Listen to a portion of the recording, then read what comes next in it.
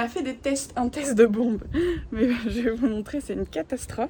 C'est la cata. En fait, il y a un joint là. C'est très embêtant, on en a énormément aussi à l'extérieur. Ça, c'est beaucoup plus embêtant. On est tellement en retard sur le planning. Qui suis fou avec le gonfleur de matelas. Salut, bienvenue dans une nouvelle vidéo. Alors, t'as un petit truc là. Dans la dernière vidéo, on t'avait laissé avec le 4x4 tout vide, on avait tout vidé. Ça nous a permis de pouvoir faire un petit état des lieux de toute la carrosserie et de voir qu'on avait quand même des petites surprises. On savait qu'on allait en avoir, mais on pensait pas qu'on allait en avoir autant, donc tu vas pouvoir voir en vidéo là où au final c'était les endroits les plus critiques et on a découvert 2-3 endroits ouais, pas sympa à voir. Ouais. Ouais, du coup on va te montrer comment on a traité tout ça pour partir sur une base saine et pour pouvoir avancer l'aménagement. Parce que après la rouille, c'est l'isolation. C'est parti. Hello, nous c'est Agathe et Mathieu, un couple d'architectes passionnés d'exploration et de construction en tout genre. Après 2 ans bloqués en Europe, nous aménageons enfin Ascarena, notre Defender, pour découvrir les architectures du continent africain. Paris au démarrage? Allez, on t'emmène avec nous. Pour ce deuxième jour, on a mis une petite écharpe parce qu'on commence à 8 h du matin et en Belgique, même si on est au mois de juin, il fait un peu frisquette. Bon, je vais te montrer l'état d'avancement. Donc, la porte qu'on a tout enlevé, la garniture hier. Et là, on regarde où c'est qu'il y a de la rouille. Donc par exemple ici, il y en a là, ici, à l'intérieur. Tac, tac, tac, tac, tac, tac. Ici, on a le joint ici en haut qu'on va nettoyer mais qui est nickel, super état. Et puis sur la porte, il y avait un plastique là qui était collé et jointé. On se demande un peu si ça rendait pas la porte un peu plus étanche. Donc on va essayer de se renseigner sur internet pour voir si on doit remettre un plastique. Quel plastique? Et comme ça, on vous dira si c'est utile. En les nettoyant, on peut peut-être les réutiliser histoire d'être assez économe.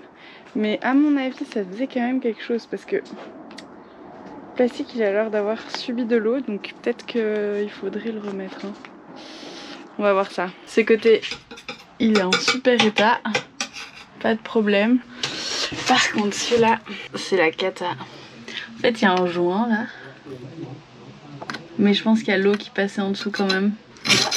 Voilà, regarde ça. Tu grattes. Tout s'en va. Et là, ça fait le millefeuille sous le joint. Voilà, regarde ça. Ça peut pas être nickel partout. C'est pour ça qu'on enlève tout, pour bien traiter avant de faire l'aménagement. Et puis en plus, ça allait nous embêter pour l'aménagement, donc c'est du 2 en 1.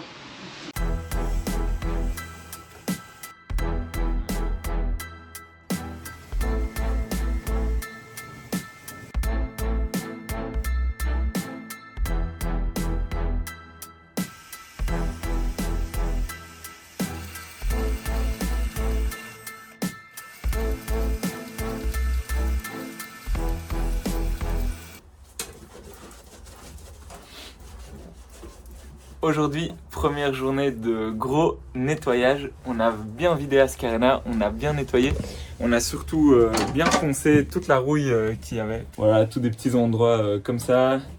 Sur les portes aussi, il y avait plein d'endroits où on a bien poncé, on a bien gratté. Donc on a enlevé toute la rouille qui était en superficie. On va maintenant passer une première couche d'anti-rouille. Certainement une deuxième. On a identifié tous les endroits où on allait devoir mettre du mastic. Bon, je crois qu'on est peut-être un petit peu trop minutieux avec le nettoyage, mais on se dit que c'est le moment de le faire, qu'il faut vraiment partir sur une base nickel, pour après pouvoir mettre l'isolation et les meubles. Je vais pas le refaire tous les 4 matins. Hein. Je pense que ça lui fait pas mal de bien d'être nettoyé comme ça.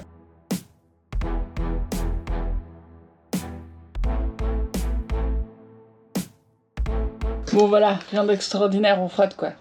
Petite subtilité, on va pas le laver tous les jours, du coup moi je le lave à fond et j'utilise les petits bâtons à brochette là pour aller dans les moindres petits recoins. Non mais check avec le cure-dent. Moi ça me fait trop rire, le nettoyage au cure-dent d'une bagnole quoi. Toujours en Birkenstock chaussettes, hein, bien sûr. Ah, ça va. Ouais.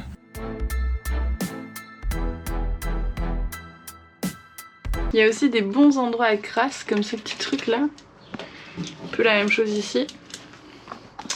Je pense que ça, on va mettre un petit coup de silicone pour étanchéifier parce que c'est hyper gras. Donc je pense que vu que on a juste ici côté conducteur l'embrayage, la boîte d'embrayage, et donc du coup il y a beaucoup d'huile d'embrayage qui sort, et je pense que toutes ces crasses là, c'est hyper gras, ça doit venir de là.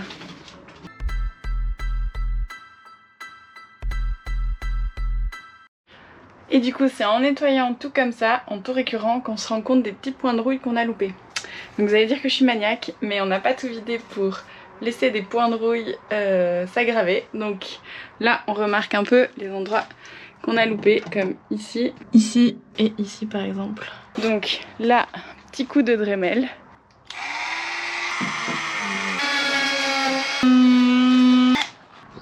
La deuxième étape des retouches du ponçage terminée, le nettoyage à l'acétone pour enlever bien toute la graisse.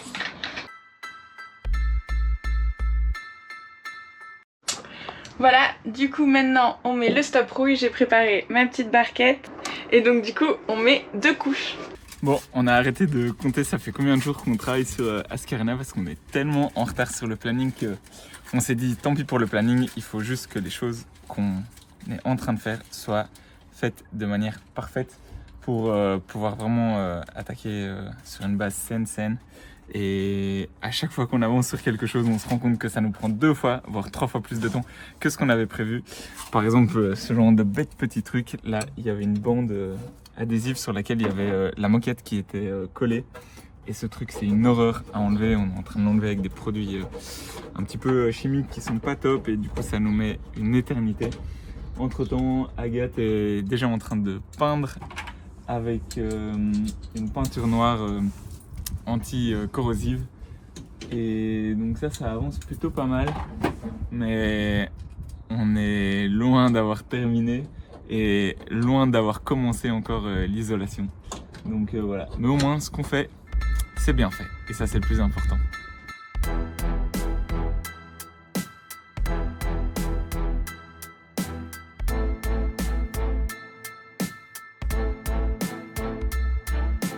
Maintenant, on passe à la peinture. J'ai tout bien protégé et je vais venir peindre cette surface parce qu'elle est très rouillée. Donc tu vois, après les 2 couches d'anti-rouille, ça devient quand même bien noir.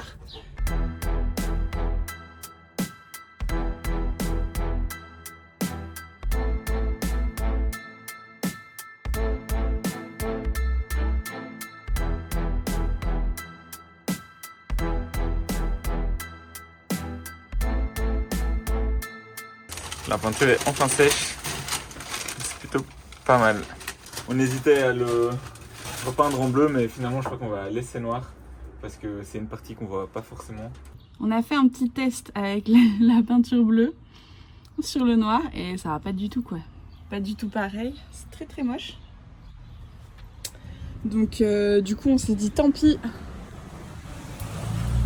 On laisse pas en noir et franchement le résultat est plutôt cool. C'est assez chouette. Là on voit aussi au niveau des pieds. Nettoyer Ascarena, c'est vraiment une histoire sans fin. À chaque fois on trouve des petits coins où il y a plein de crasses. Regarde ça, tout ce qui tombe. Ça fait déjà une demi-heure que je suis en train de nettoyer et ça continue. C'est là que tu te rends compte que restaurer une voiture, ça doit prendre quand même pas mal de temps. Nous c'est vraiment pas une restauration, mais c'est juste nettoyer pour pouvoir isoler quoi. Et ça prend tellement plus de temps que ce qu'on avait prévu. Tu viens de dire que ça fait une demi-heure que tu grattes. Tu serais pas un peu marseillais? Ouais, c'est ça. Au moins une demi-heure. Voire 1 heure. Même 2, je crois.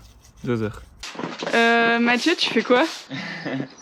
Comme on n'a pas de soufflette, système D, pour enlever toutes les petites crasses là qui se trouvent dans la porte.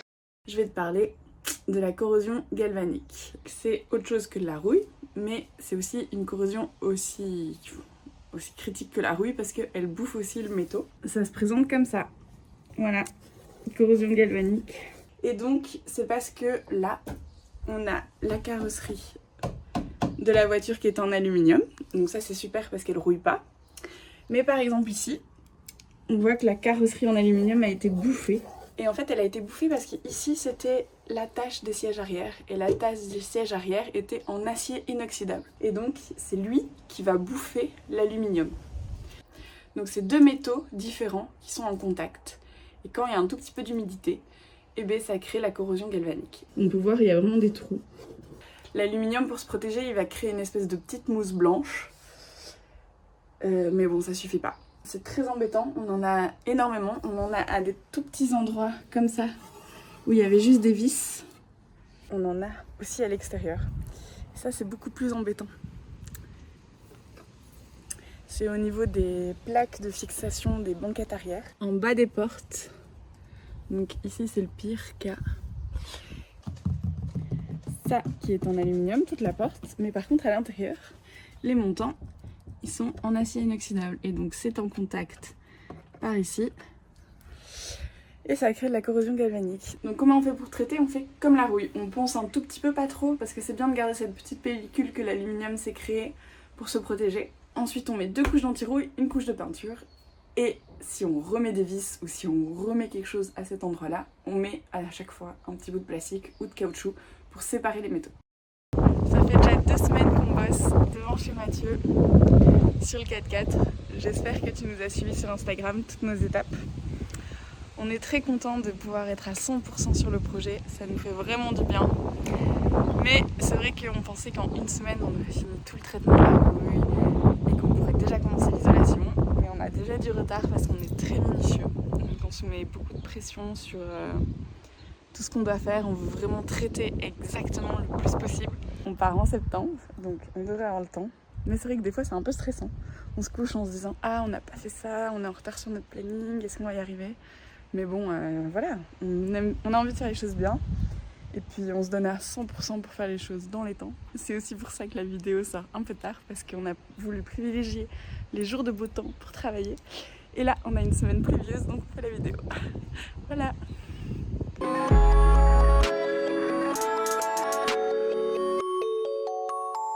Bon, on a un nouveau copain. Je sais pas comment il s'appelle.